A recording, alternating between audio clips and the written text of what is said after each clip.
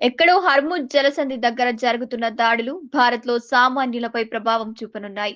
ముడి చమురు $1 పెరిగితే భారత్పై రోజుకు సగటున 35 లక్షలకు పైగా భారం పడనుంది. ఇది ఏడాదికి 13,000 కోట్ల రూపాయలు. అలాంటిది ఇప్పటికే ముడి చమురు $10 పెరిగింది. $100 వైపు దూసుకుపోతోంది. ముడి చమురుపై పెరిగే ప్రతి డాలర్ భారత్తో పెట్రోల్ దగ్గర నుంచి కూరగాయల వరకు అన్ని ధరలు పెరుగుదలకు కారణం కానున్నాయి. ఎందుకంటే ప్రపంచంలో ముడి చమురు కొనుగోలుదారుల్లో భారత్ మూడో స్థానంలో ఉంది. 80% పైగా ముడి చమురు దిగుమతులపైన ఆధారపడనుంది. రోజుకు 5.5 మిలియన్ బ్యారెళ్ల మేర ముడి చమురును భారత్ వినియోగిస్తోంది. ఇందులో దాదాపు 2 మిలియన్ బ్యారెళ్లు ముడి చమురు హర్ముజ్ జలసంధి ద్వారానే సరఫరా అవుతుంది. గతేడాది భారత్ $160 బిలియన్ ముడి చమురు దిగుమతి చేసుకుంది. దేశంలో పెట్రోలియం నిల్వలు 74 రోజులకు సరిపడా ఉన్నాయి. నిల్వలను వినియోగించుకునే పరిస్థితులు రానప్పటికీ పెరుగుతున్న ధరలు మాత్రం ఇండియాను కలవరపెడుతున్నాయి.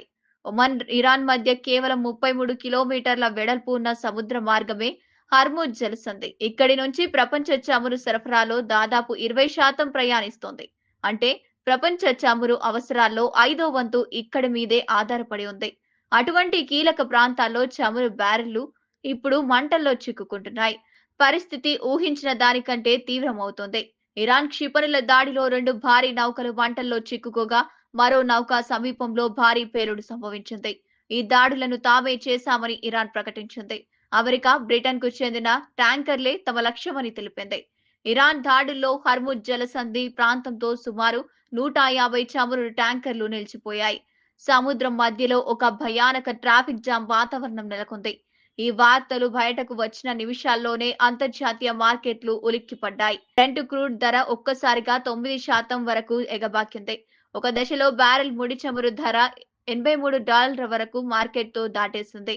పరిస్థితి ఇలానే కొనసాగితే బ్యారెల్ ముడి చమురు ధర $100 దాటడం ఖాయం. రానున్న రోజుల్లో పెట్రోల్, డీజిల్ ధరలు పెరిగే అవకాశం ఉంది. ధరలను అదుపు చేసేందుకు సౌదీ అరేబియా, రష్యా నేతృత్వంలోని ఒపెక్ దేశాలు రోజుకు 2 లక్షల బ్యారెళ్ల అదనపు ఉత్పత్తిని విడుదల చేయడానికి సిద్ధమవుతున్నాయి.